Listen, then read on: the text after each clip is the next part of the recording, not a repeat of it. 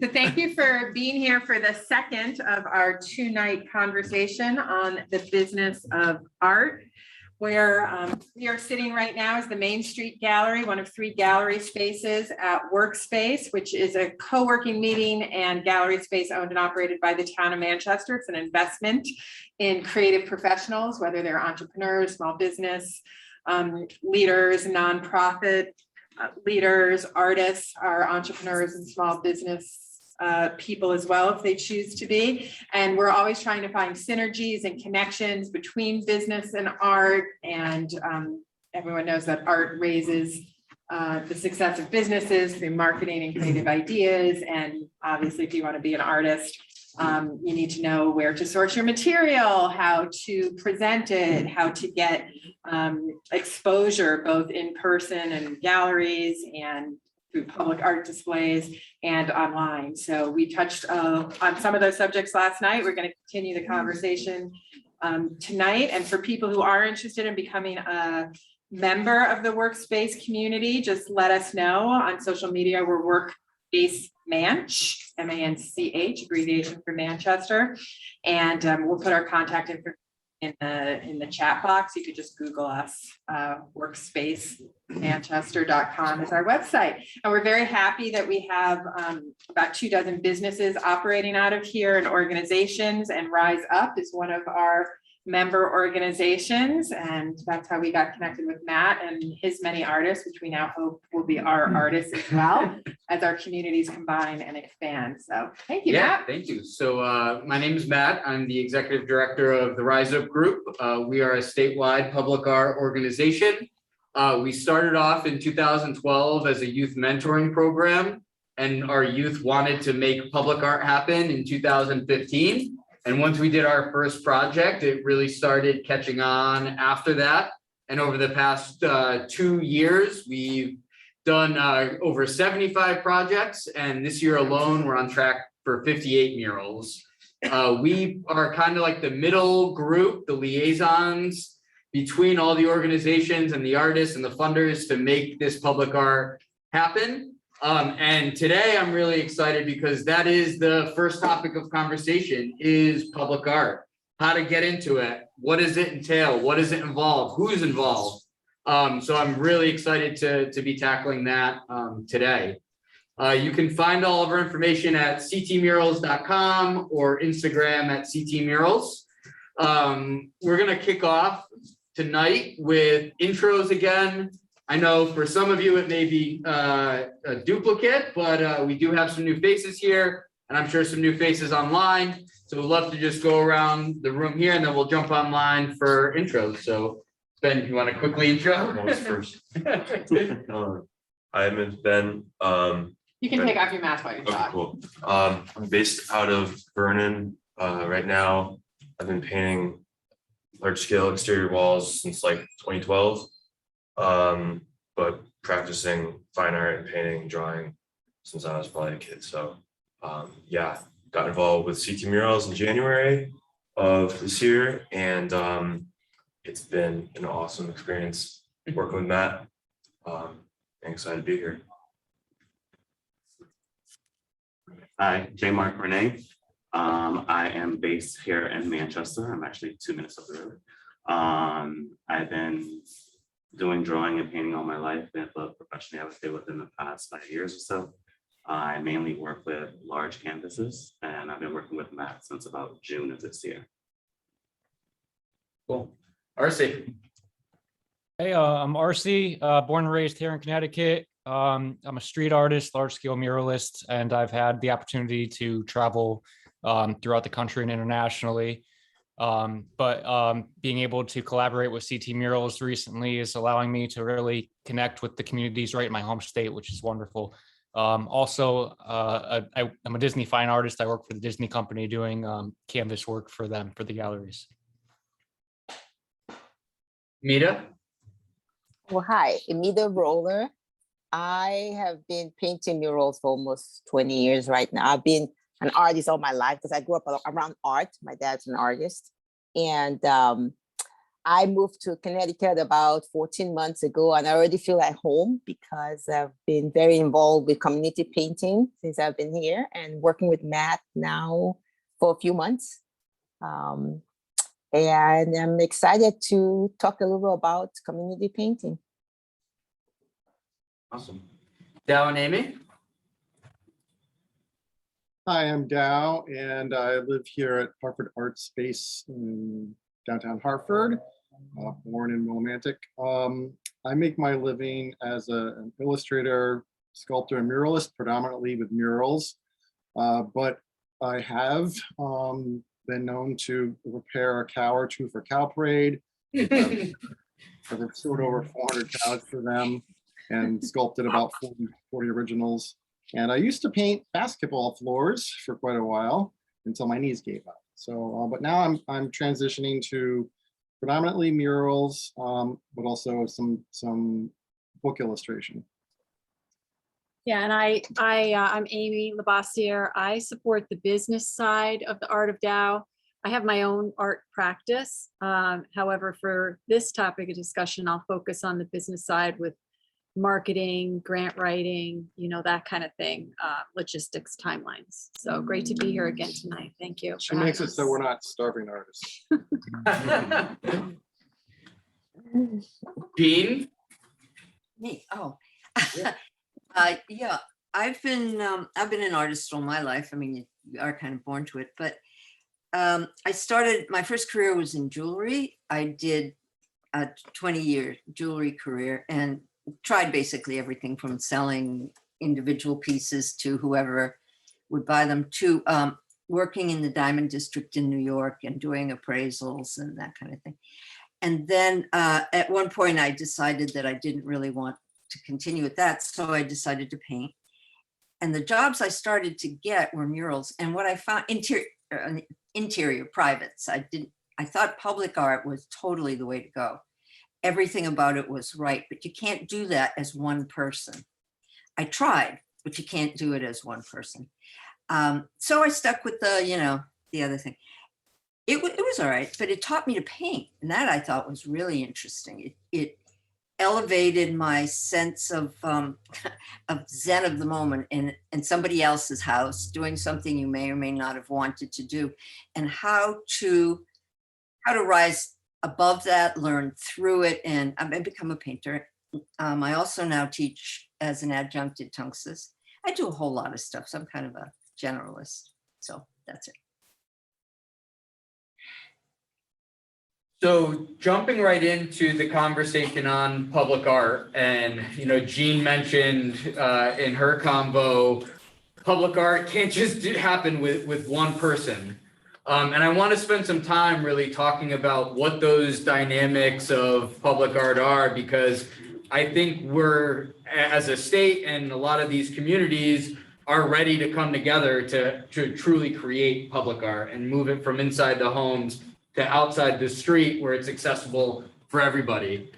So Jeanne, if you don't mind talking a little bit about the different pillars and stakeholders, and where does the artist fit in all this mix? Well, Matt, just for transparency, Matt and I worked together with Jarina.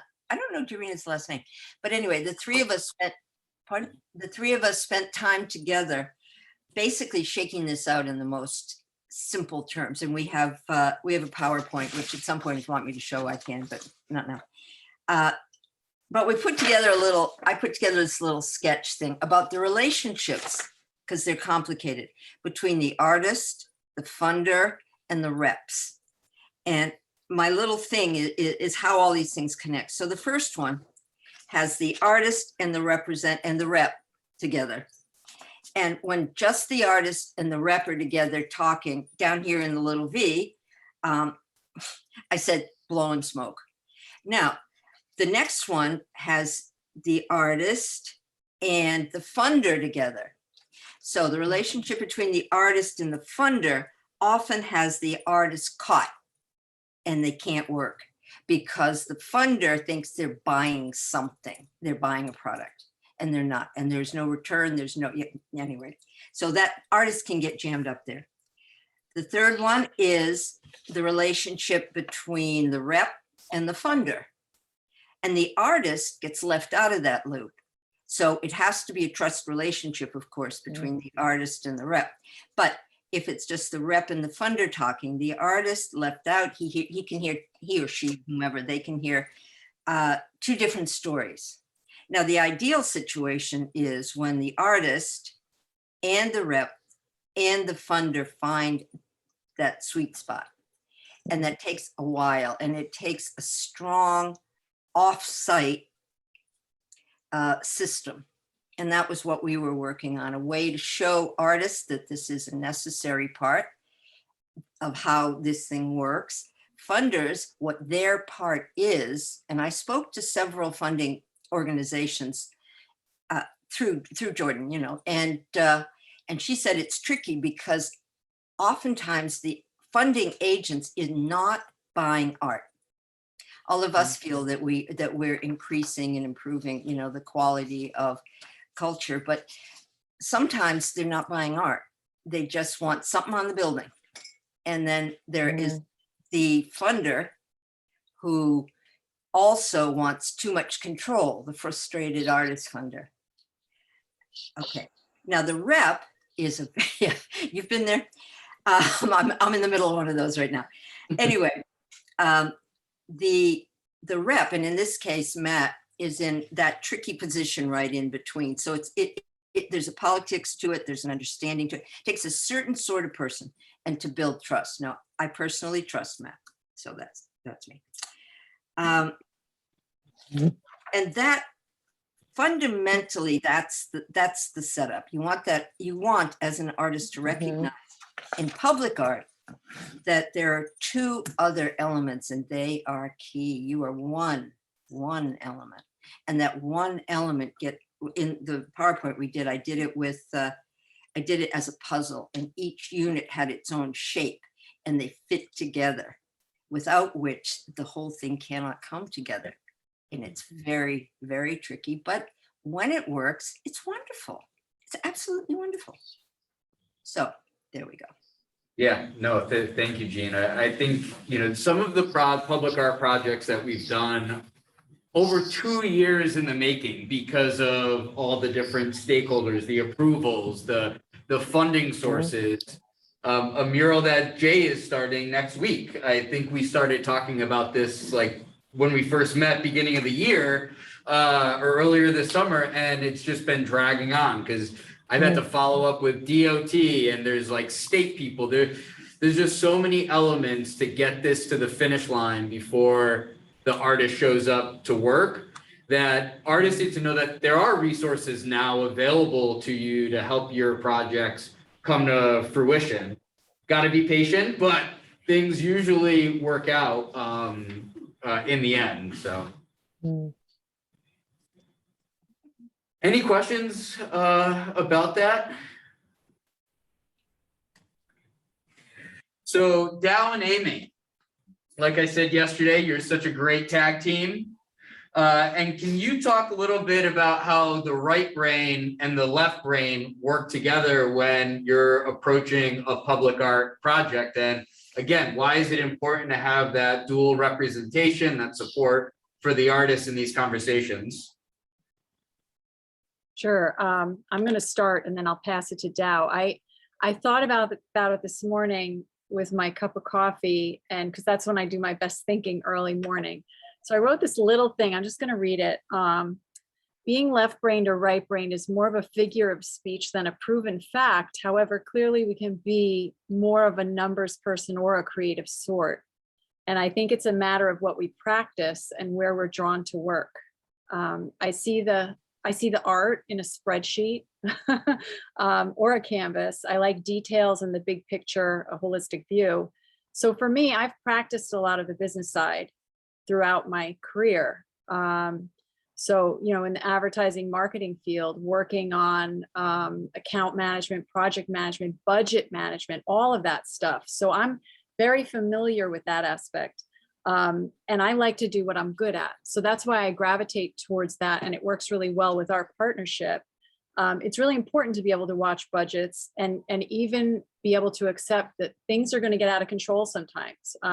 We have a huge project we're working on right now at the 224 Farmington Avenue. It's a mixed media mural where Dao is doing these giant plasma cut bees that are hand painted. Steel. The cost of, plasma cut out of steel. The cost of steel went skyrocketing, and that was out of our control. The budget was already set. So, we have to navigate being over budget. I think art is more art than science when it comes to these things, and the left and the right brain. But we do need to put controls in to be successful. So those are a few thoughts that I have. I think that one of the key things, like whether you're doing a grant application, if you're not working with somebody like RiseUP and you're doing it yourself as an artist, just go slow, read through everything they're asking and know that you can do it, and learn to ask for help if you don't think that you can, because I think you can more than you might think that you can. So, and what were you going to say, Dao? Sorry to correct you, but yeah, so I'm working with PVC, steel, hand painting, and spray painting, which I'm learning for the first time. Actually, I was talking to Ben Keller while he was working down by the Science Center a few weeks ago, and I was marveling at how fast he works. And he just looked at me and he said, "Why don't you learn how to spray paint?" And Easy, huh? so, thanks, Ben. I've incorporated spray paint into this first mural, and I'm enjoying it. So basically what I want to say is I think that right and left brain for me, I see the work that I do as creative branding for businesses. So, and I'm trying to insert as much fine art integrity as possible into the work that I do. I'm not always allowed to do that because the client has their vision. But really, for me, the art itself, from the concept to the execution, is all problem solving. It's creative problem solving. Within that problem solving are things like, okay, well, what's the timeline going to be? What materials are I going to be using? So how am I going to prep? How am I going to finish? And a lot of these things, they can turn out to take a lot longer than possible. I mean, I first started this job and we had like 3 weeks of rain. So, and then when I'm trying to figure out, the paint, sometimes it actually takes a lot more paint than I expected. So yeah, essentially I focus on the creative part, and because I'm so focused on creating, I do overlook the logistics and the cost at times, and that's what Amy's there to help me with, and she does a great job. So it's really a team effort on our part, and I'm just grateful that I have someone to help us. So thank you very much. Thank you. So next is for Ben and RC again. And before I jump into a question, I just want to comment on the timing of these projects and the budget. So say you have a $10,000 budget for these projects, right? The funder is going to pay $10,000 whether you finish that project in 1 week or whether you finish that project in 4 weeks. So if you're trying to make a living, you really, on mural work, you really have to figure out how to become efficient in your practice, because that $10,000 mural, you can either do 4 murals in a month at $10,000 a piece, or if it's going to take you 4 weeks to complete it, that's only $10,000 a month.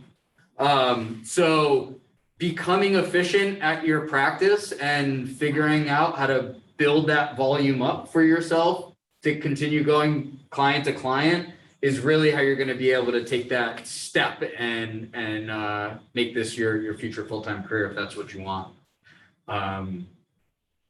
So Ben and RC, on that topic, you are both known for your larger than life murals. This skill didn't develop overnight for either of you.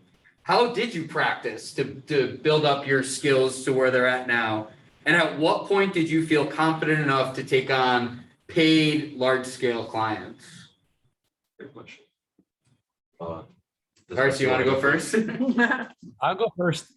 So I started out as a graffiti artist. I learned on the streets, and really just pulled from my roots and inspiration through that. You know, that the whole entire vibe coming from that expression of art form.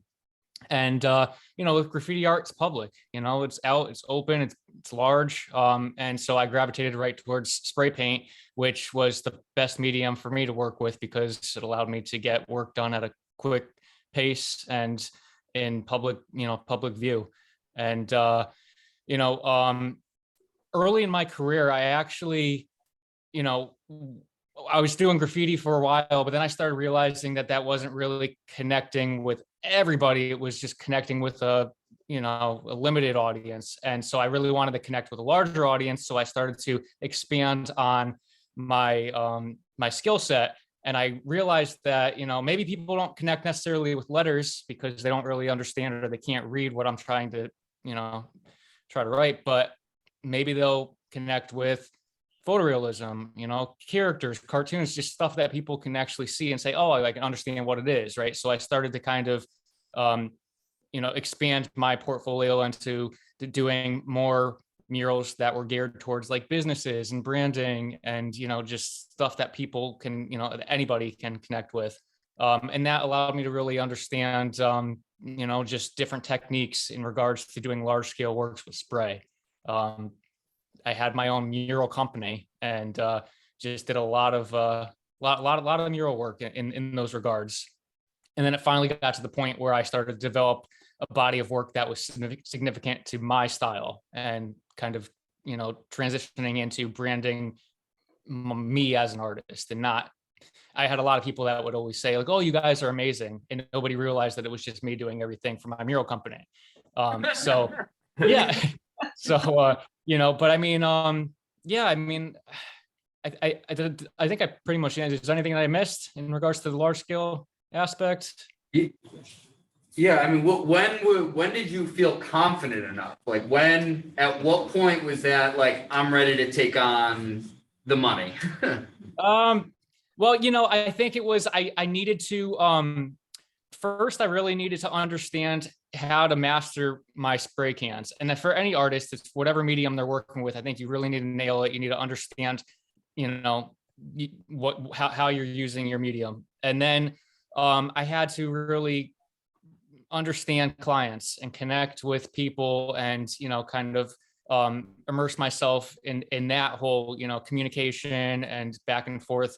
And at that point, I think I was able to really start feeling more confident to be able to take on projects because it's like you understand if you start to if you know your craft and you start to really understand the business of it, then you should feel confident to, you know, if projects are coming in to, you know, to start working and taking them on. Question? Yeah, my question is specific. When did he start getting paid? How did he, what is the job, what is the point where he got his first paid job? Did he go out and solicit from someone or did somebody contact you? I was so when I was a graffiti artist, I was doing like graffiti murals with my crew all the time. And yep. Do you not hear me? No, Ben wants some water, I think. Oh, I thought he was like looking at looking at me like. Sorry. I'm like, did I go mute or Well, something? RC started seeing you guys like, sorry. so. So, but I was just saying that I did a lot of public art. I did a lot of graffiti murals with my crew, and a lot of people would see these because they were so public.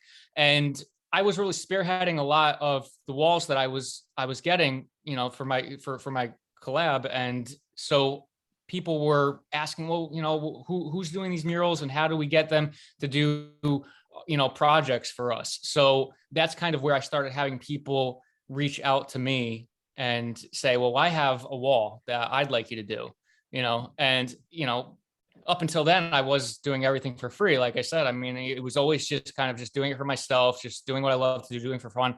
And then I had people that were offering to pay for me to do things. So I think that was where it kind of transitioned. It was a little bit of a surprise. I mean, and keep in mind, I never planned on doing this for a career. I just kind of backed into it, which is crazy. I I can't believe it that I just kind of backed into this whole entire career, and it's just been a roller coaster ever since, but I never planned it. So good. Yeah. I'll just bounce off what he said. I mean, he pretty much covered it, but So you started as graffiti roots. right. So kind of a similar approach. Yeah, I started to do the graffiti culture as well. And having a prior background in fine art and, you know, taking drawing lessons at a young age, that my mom put me into, I kind of just organically meshed the two. Even though graffiti was based more in like letter forms, versus like portraiture or landscapes or imagery, combining those. I mean, my story is a little different. Like, I got in trouble with the law through graffiti. So in order to basically like convince the court or the judge to give me like a shorter sentence, I did all these pro bono murals in like 2012 to 2014 to basically build up a portfolio to present to the court to make myself look like I'm not a vandal. I'm like a good, you know, law-abiding citizen trying to beautify the community. That's amazing. And so that's what got me started. And then from there, you know, got some attention, just all that going on. And then, yeah, some clients approached me, and that's when the money kind of started happening. But I was selling like artwork, just small scale pieces, you know, throughout my teenage years and early 20s too. But nothing much, you know, nothing financially stable. So, yeah. Now, RC, I know, you know, you do work for Disney. Ben, I know you've worked for other design companies, sign companies. Can you guys talk a little bit about, you know, you have your own portfolio of stuff, but you've also done work for another brand, you know, that type of artwork. Has that helped, you know, to continue to develop your skills, taking on those types of projects? Well, for me, I mean, like I was mentioning last night, it was really important for me to really just show that I was well-rounded when approaching Disney, because I think they kind of gravitated towards the fact that I had a large package behind me. Not only was I like skilled at being able to do small scale canvas work for them in the fine art field, but I also can be doing live stuff on a large scale basis at their events, you know, and I feel like I think it was important for them to kind of see that. And also, yeah, I mean, like, I needed to push that. I mean, I don't know.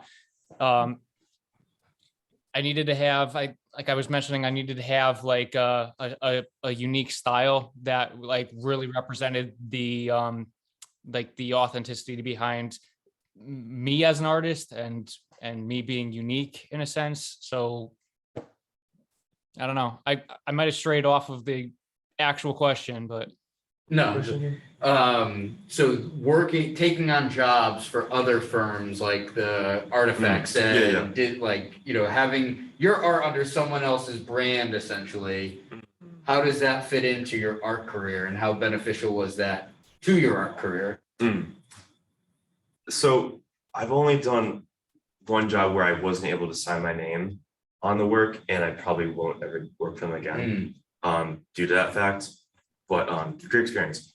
So most clients, like, you know, everyone is coming to you with a different vision, and when it's commission-based work that you're doing, I think you just will naturally get well-rounded at you know, approaching jobs and just even the course of the creativity with every different client, and depending on like what they're looking for, you know, your work just expands naturally through that. But yeah, most jobs that I'll do are just independently based, you know, customers. Got it. But yeah. Well, Emida, you have been doing murals for 20 years now, and I'm sure you just have a ton of knowledge and experience to share. So one thing, how did you get involved in murals, and what have you noticed the impact in the communities that you've done your murals in? When I first started murals, I was just doing murals for homeowners and builders who did spec homes, and they wanted to display, the homes and make people want to buy it. And that's how I started. I was home raising 4 kids, and I was looking for ways to move from being a metal designer to painting murals on the wall. And so that's how I started.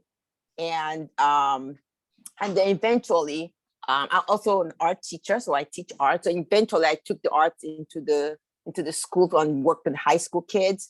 And then I started doing things for businesses, and then I got into a nonprofit, which I became a lead artist with them. And we did a lot of community engagement where we painted for communities, but we had to listen to their voices and see what it is they wanted. So we had to remove ourselves in a sense and what we wanted as artists, and listen to what the community wanted. So we are artists will go in and paint with the non-artists, the community members. The community most often will be involved right from the beginning. That means they have a theme, they come up with some ideas that they want in the mural.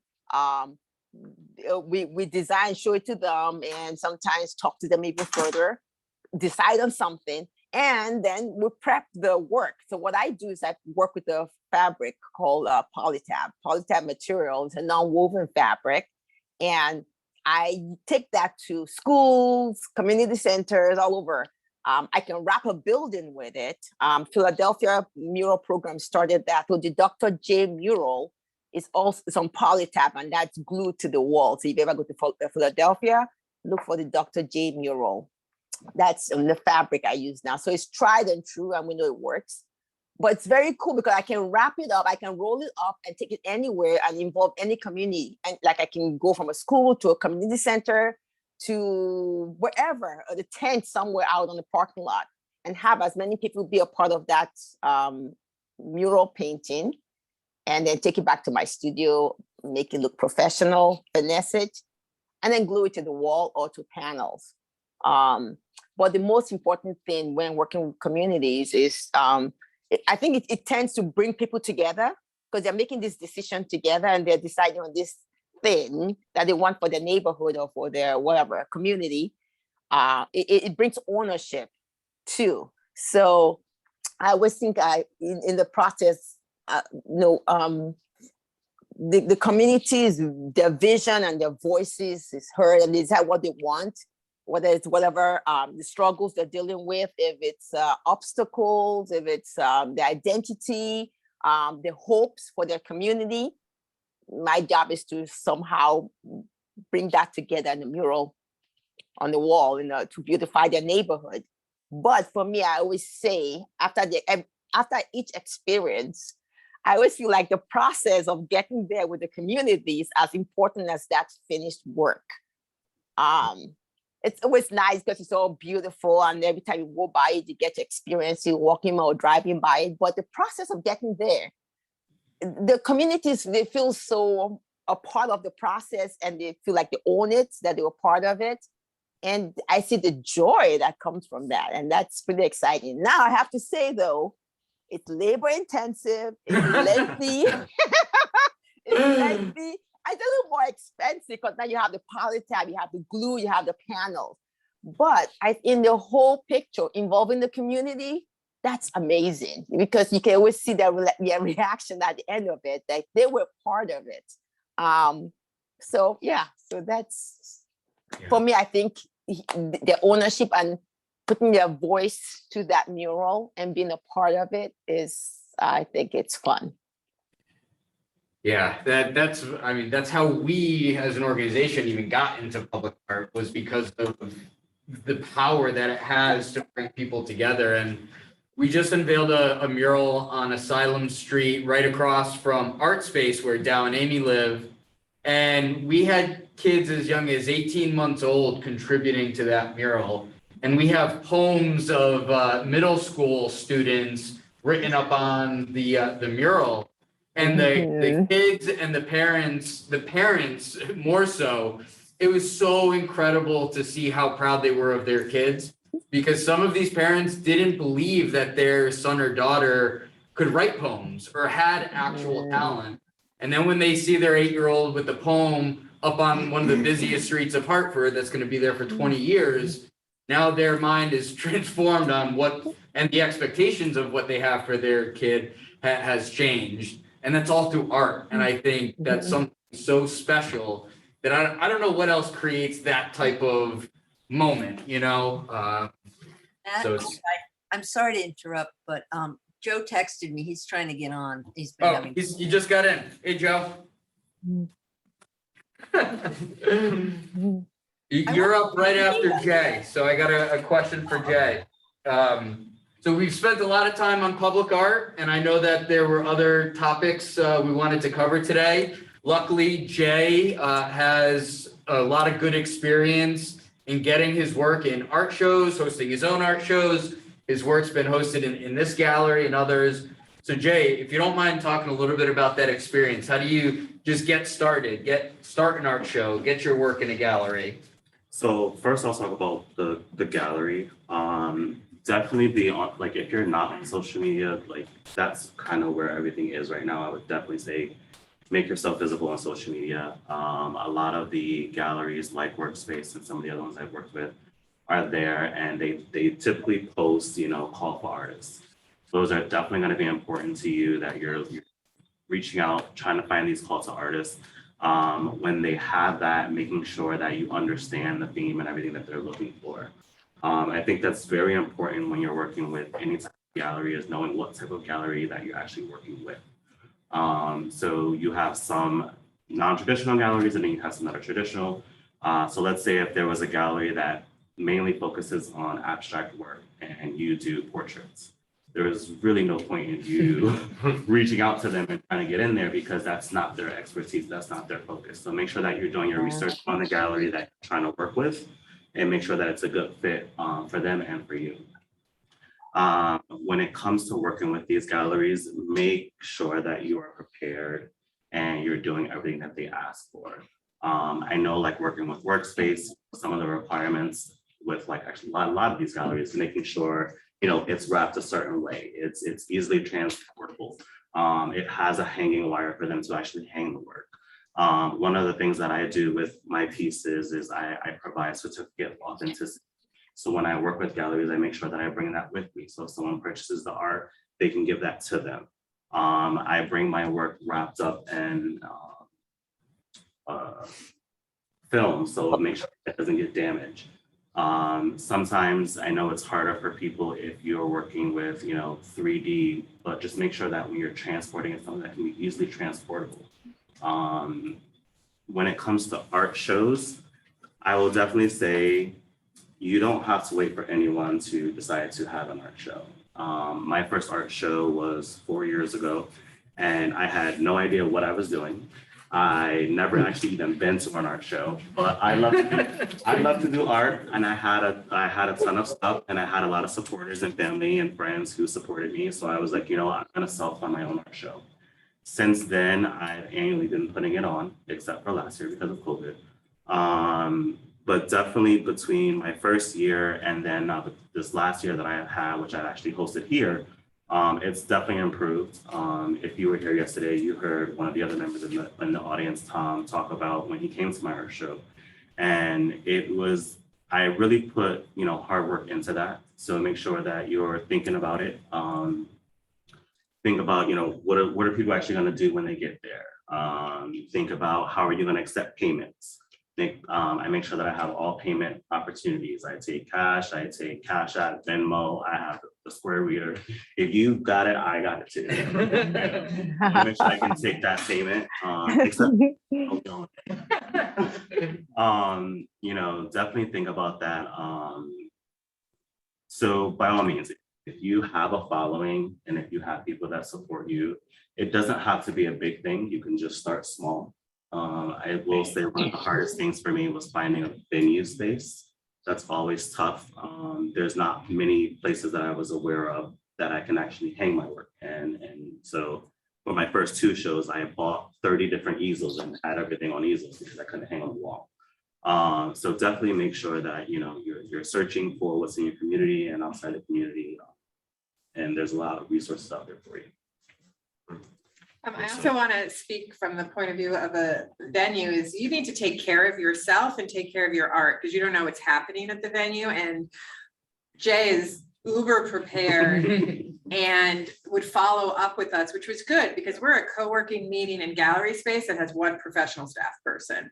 So a lot of times I would say, follow up with him. And it wasn't until he reminded me that I, got to it. I'm sorry for that. And, his work comes in and it's wrapped and it's labeled. And he's the only one who's ever brought us a certificate of authenticity. So when he came to pick them up, honestly, we didn't know where they were right. So, you can ask people how they're taking care of your work. And I can't tell you, it's like 40% of people who drop off their art, they submit to us, don't put their names on it. So we have a picture somewhere, but sometimes you submit a picture and it's IMG 6274. It doesn't, that picture you sent us doesn't have your name on it either. Please make sure your work is labeled with your name, with the title of the work, the price of the work. If the venue's charging a commission, you should raise your price to accommodate that and understand we don't handle any taxes. So you as an artist, if you start making money, need to know how to pay for your own taxes at the end of the year. And if you need paperwork from us, that's fine, we can do that. But really, you got to take care of yourself and take care of your work and ask questions. If you have any special needs about your work. And in terms of people who don't have their work formally framed and prepped with wires, if you if that impedes the authenticity of your work, then talk to the gallery, because we've received work that was painted on a FedEx box and that was like part of the art. We've had other pieces that the artists just weren't capable, they didn't have the resources, and we were either able to help them out or get creative and help them out in that way. So, if you see an obstacle or a limitation, just ask questions. And now you have all these people to be resources for you as well. But please put your name and contact information, because I tell people, if I win the lottery, I'm out of here, and my replacement is not going to be able to get this work. Another thing with working with galleries, definitely have a portfolio available. So back in the day, a portfolio was a physical portfolio with photos that you flip through. With the age of digital, a lot of the galleries that I've worked with, so I've worked with Wadsworth Amistad Center, all they actually wanted was like my Instagram and my website. So if you have those two things, make sure they're up to date. Make sure that if you're giving them an Instagram, it's like an art page Instagram. You don't have too many personal things where they can't find your actual work. So definitely make sure that you're, either you have the traditional portfolio or your Instagram or whatever social media or your website definitely are great avenues to make sure that you have updated with your most recent stuff. Yeah, I'll say one more thing. If they are asking for up to 5 submissions, don't send 8 and say, here, you pick. Just send 5 that are related to the theme. So thank you. All right. Can you tell the people how you started at Workspace? Because you didn't do a call to artists. No, I didn't actually. Workspace actually found me, and they found me on Instagram.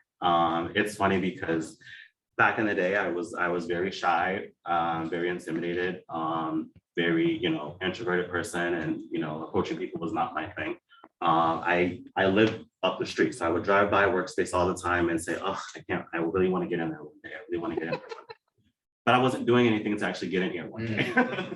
So I was actually lucky enough that, Workspace actually found me on Instagram. They seen my work, they DM'd me, and I replied back to them. And the relationship has been great since. Now he's like, I gotta get out of this. I gotta get out of this. Making relationships and networking is going to be very, very important to your career. Although it's not my strong suit, I push through and still do it. Since I've been working with them, as Stacey mentioned, like I follow up with them. I make sure I'm on top of everything. I get them what they need. And then even like one of the group shows that I was in, one day I came and dropped my stuff off and they asked me to actually help paint the walls.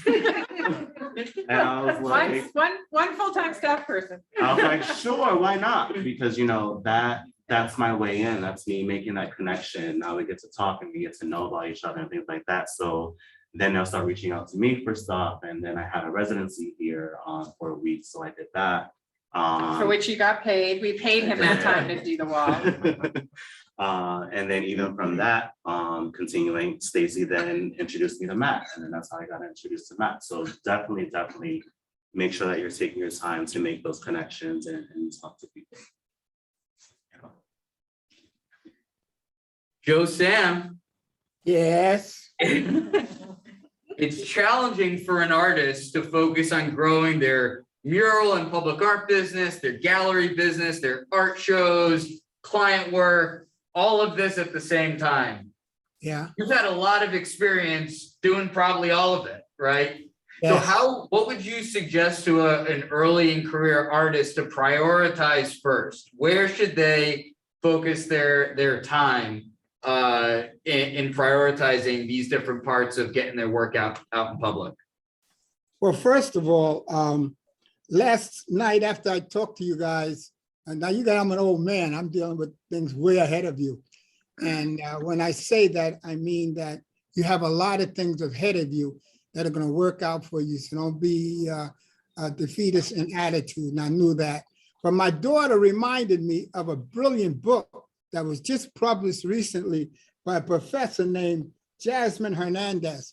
And she went around the United States looking for minority and women artists and artists in general and learning the steps that they need to be a part of. And I want you guys to write this down. It just came out.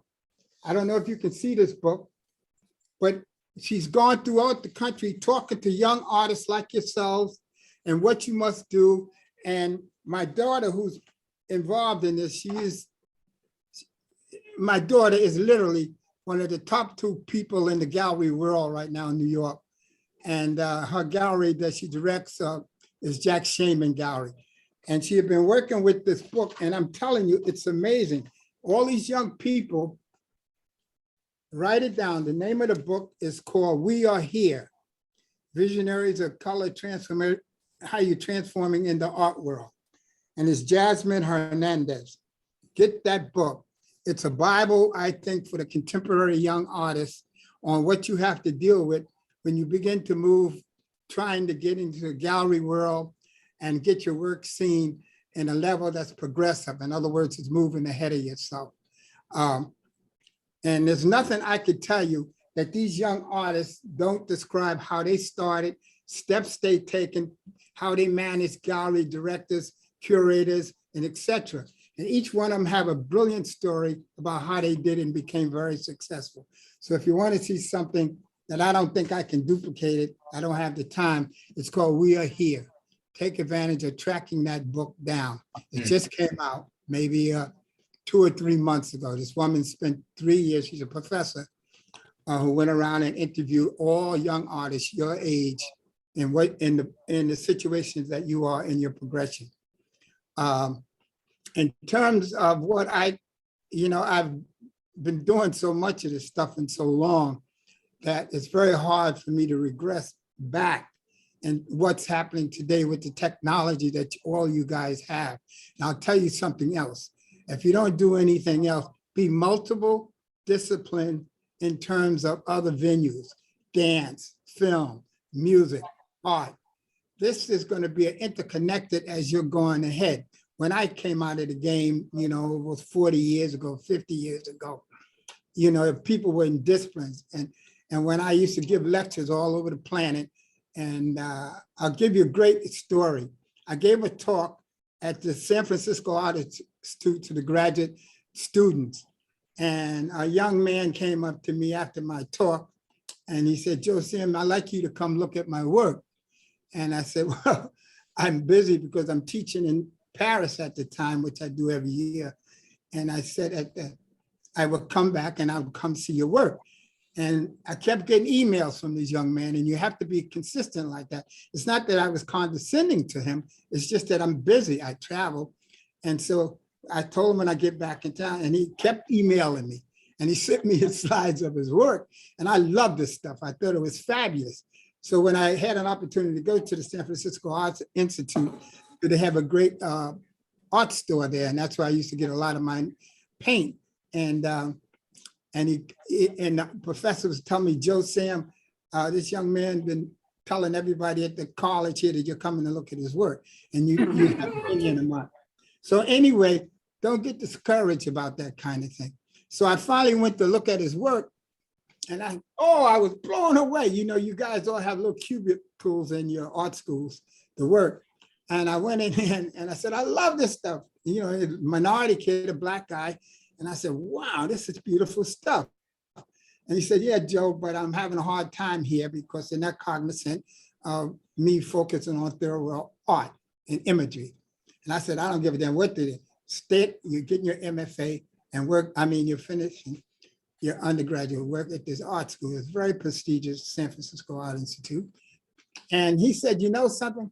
Let me show you something. He took me in the back and someone had slit 3 of his paintings with a knife, his peers. Now you understand you guys had, you would have cubicles. I was pissed, who did that? He said, I don't know.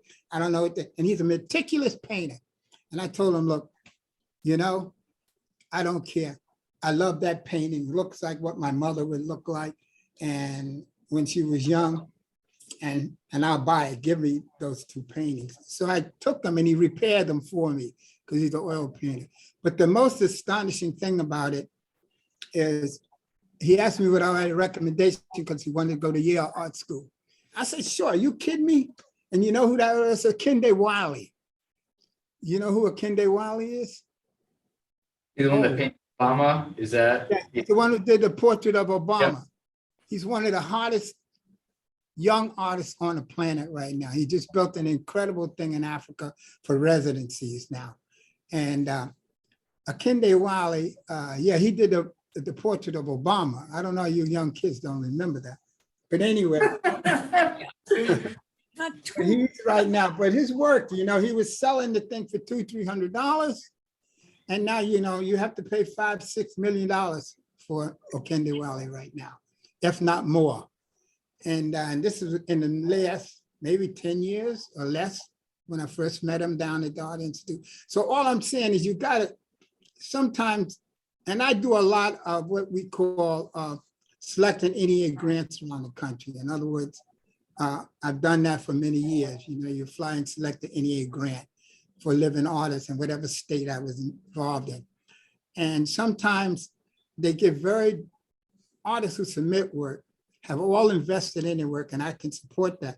But you can't accept rejection as the validation of your work. When you go to gallery owners and agents, you have to be very cognizant of them too, by the way. And you're looking to move into the realm of having your work proceed into these galleries that you all want to be involved in at some point. That's the most important thing. Do not let rejection mess with your head and how you do your work. Because if I select a $30,000 or $50,000 NEA grant for an artist in Chicago, New York, as I'm one of the panel, and you don't know how I selected this. It's my decision. I've been, you know, contracted to do that. So when 6 of us paneling, we all agree. But what happens the next year, if I go back there, the different people are there, and the different people will like your work that someone didn't like earlier. That's the art world. So be cognizant of that one thing. It's very important. And I would, Matt, I walked over to look at those portraits down near the train station here in Hartford. Yeah, yeah. Oh, mackerel. Oh, God. I was stunned. And I've seen enough art around the planet. It's absolutely beautiful. It's extraordinary work. So get this book, young people. It's brand new. It talks about the necessity for integrating your efforts with technology. And I've always told people, learn dance, music, anything else, even though you're a painter, mixed media artist, muralist, or anything. Learn to integrate with other artists, regardless of what they're doing. My daughter has been working with her best friend called Solange. Is that her name? Solange. Beyonce's sister, Solange? Beyonce's sister. Yeah, they're very close, my daughter. And she puts on her shows in the museum. That girl is very talented. I thought she was, you know, I'm not a hip hopper is what I'm trying to say. But I've seen her performance in the museum. It's in, you know, multiple colors and design and music. You're going to have the whole world ahead of you. So flex out and don't get so claustrophobic is that you won't experiment with other things. Music, dance, film. And when you begin to make applications to what you want to do, whether it's murals or your paintings, have other things going on in your life. You'll realize that you may wind up, like Jeannie often says, she's a brilliant potter when I first met her and a jewelry maker. But now she's a big painter, beautiful work. And anywhere I go on a planet, I teach for the last 8 years in Paris at the Sorbonne. And we have they take 25 or 30 noted artists in the United States. They pay us for 3 or 4 weeks. So the international artists, young artists can come and get their work can be shown by us and we critique it. And I've been doing this for 7 years. And anywhere, I've been in Asia, Germany, China, Japan. All these artists have different mentalities, but because of technology, they're integrating with other people. So please, if I tell you nothing else, murals are beautiful and they're becoming more all over the world. But if you're going to be an artist, try and flex out the ability to be multiple discipline in a strange way, you know, because that's going to be very important because stuff is moving so fast that you're going to have to learn other things other than the traditional thing that you do with your own self. It's not to say that you don't want to focus on it and develop it out tight. But as I talk to my daughter, who's one of the directors of the biggest galleries in New York right now, Jack Shaman Gallery, they got 6 galleries. And they just opened up a new experimental gallery in a little town called Kinderhook, New York. It's up near Pittsfield. And they took a high school, gutted it out, and it's called The School. Look it up. It's an amazing workspace for young artists. Okay. That's it. Well, can you give a round of applause? Please, I know we're at 6:30, but I still would love to have questions. If anybody has questions on the audience or online. I don't know if there's a formal survey or anything we're send out, but we would love feedback. We want to keep doing this. We want to keep providing resources to artists, getting artists together, networking, meeting each other, learning from each other. So any ideas or feedback, just email us and we'll try to make it happen for you. Yeah, we'll probably send out a little survey to all the people who registered. Generally, the responses for those are low, but if you could, share your thoughts and any specific questions you have that you want us to address in the future. And, just talk to each other and find people online that you connect with their work and start up a conversation. And, we can all learn from each other. And in terms of, doing other things outside of what you're immediately doing, galleries like ours that have these public calls for artists and themes. We're doing one in the spring. We're actually giving out 14 by 14 canvases or watercolor paper. And we asked our community to help us pick the theme. And, it's fun to participate in some of those. And then, if you're further along in your career, you actually raise the profile of the local gallery as well and help us get more people in to see the art and hopefully buy the art and things like that. Our next exhibit, which I talked about last night, is Perspectives of Home, whatever home means to you as an artist. And we accept all mediums. We try to engage with performance art. We're going to be working with hopefully RiseUP, as well as our town's poet laureate, as well as the local Wit and Wisdom organization that contacted me today about having poetry that aligns with the artwork that's in the room, and doing some poetry and story. We're doing a storytelling autobiographical class, and any way that we can bring people together to express themselves and expand perspectives. That's what we're about. So awesome. Any last words, panelists? Yes. One last thing, young people, his name is Swiss Beats. Let me tell you, this guy, don't be embarrassed to contact him because he's on the lookout, him and Puffy, and there's a whole nother genre of contemporary young rappers who with money are not trying to get into this game of getting young artists work. And Swiss Beats, if you ever seen his collection, and Puffy and these guys, LeBron, don't be afraid and intimidated to show your work to these people.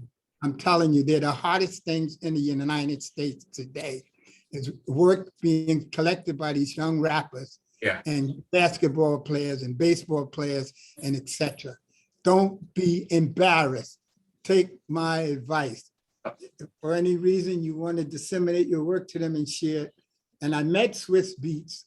He got an award the other day to my daughter, he gave her. And I don't know, he has a, what do you call them, podcast or whatever you call these things. And he's married to the singer, you know, what's her name? The sister. Anyway, they're into checking art. And they're not looking for the BS Scots. They're looking for contemporary art. They own all that stuff, all right? Remember Swiss Beats.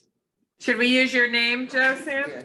Well, so you guys know Corey Payne. He's the one who painted the portrait pictures that Joe Sam was talking about by the train station in Hartford. He got big because his brother tweeted Chad Ochocinco on Twitter, a portrait that Corey did of Chad. Chad then flew Corey out to paint live. And then Corey's name just started going through the NFL. Corey's now like the personal painter for Antonio Brown, who's like the best wide receiver ever. He's painted cleats for the NFL athletes that they've worn in the games. I know RC's painted at ESPN, you know, with it. So yeah, don't be afraid to just reach out. You never know what's going to happen. Please, please, don't be intimidated. You're an artist. If nobody else has a question, I have one I'd like to ask. Simple is, so I'd like to contact LeBron tomorrow. How am I gonna do that? Twitter. And of course, I'm not being specific to LeBron, but you understand the question. You know, if I want to contact, you know, whoever the artist or actor or person is, how am I gonna do that? Instagram. Yeah. Clutch Sports for LeBron. Get hold of Clutch Sports. Mark, did you have a question? I think I heard you. Actually, an indirect one. Okay.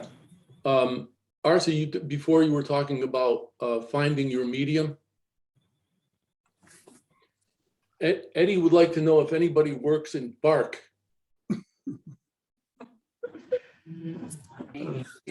Funny. Sorry, bud. I don't think they can help you. And on that note. Sorry about that. Yeah. That's been one of my favorite books to look at, which is Philadelphia Murals. Yeah. I have one of those. Emida. Yeah, look at that. Yeah, that's Dr. J, and he was painted on that. Oh, on that. wow. If you have to just drive around that city. It's we spent 3 hours driving. We didn't even cover like half of we just discovered some of them along the path too. But I took my kids and we drove around the city just to go check it out, and then also visit the program and talk to the people who run it. It was fun. So One of our vacation plans is to go on, I guess they have citywide duck tours or whatever, duck boat tours. So yeah. Yes. Fantastic. Yes. Philly Murals is that is the beacon for all the other public art programs across the country. Philly is the original. They started 30 years ago. Started, very similar to how a lot and working with graffiti artists to turn their graffiti into beautiful masterpieces. And it's taken off. They have over 4,000 murals in Philly, adding more every year. I obviously hope Connecticut gets close to them very soon. And everyone in this room is part of that culture, now to build Connecticut to the next level. Because it's going to take all of us being creative and turning the corner for Connecticut. And Matt, I have actually spoken with Jane Golden, who's the director Philadelphia Arts. Awesome. Yeah. He wrote me a letter of recommendation to Ken Kahn at the Greater Hartford Arts Council back in 2005 to get a program started here, which went nowhere. But now we have someone like you who's actually got a process and a system in place to support mural arts, which thank you very much. So, Yeah, really good. Yeah. Thank Yeah. you. Yeah.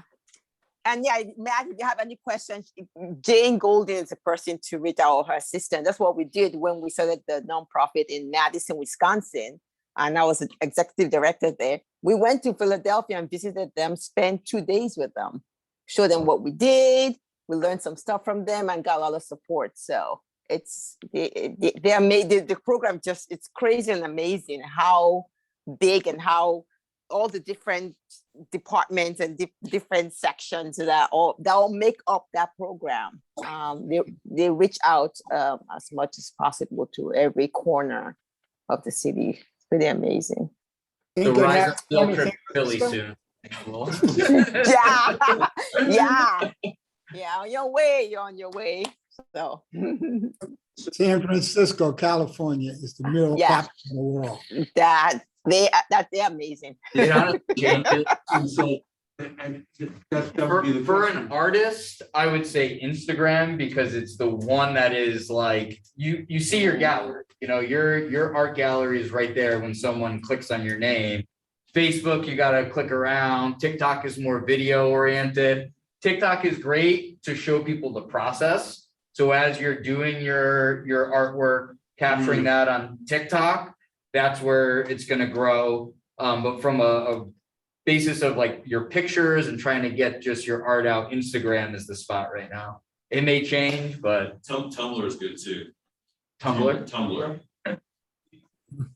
The only problem with Tumblr is that Tumblr doesn't follow an algorithm. Like a lot of branding social sites follow an algorithm. So it's really hard to get your work seen on those algorithms, which is why Instagram and Facebook is very difficult. Twitter also follows that algorithm. Tumblr does not. So with Tumblr, it's authentic people having to look for you, for your work, by your work, all that stuff. And it's also ungoverned. So you have to be careful about Tumblr because their safety issues are all over the internet, right? Tumblr is ungoverned, so that's something that you have to navigate, but navigate slowly. Focus on one thing. And when you focus on that one thing, maybe you'll get better at it. If you feel comfortable going out, do that too. But definitely focus on the one thing that you want to start with first. If Instagram is something that you don't know, focus on that, try to get better at it, understand the different trends of different artists here at the panel and see how they navigate it. And then try to apply that to what you're doing. And I met Ben and RC, or at least I, reached out to them through Instagram. It was an Instagram message. Yeah. So it's just, that's a great way. Great. Well, please come back to Workspace. Our next exhibit is going to be the Manchester Road Race. That is also going to be more like what you're seeing here tonight of historic displays. But in December 3rd, our new art exhibit, Perspectives of Home, is going to be up for 3 months.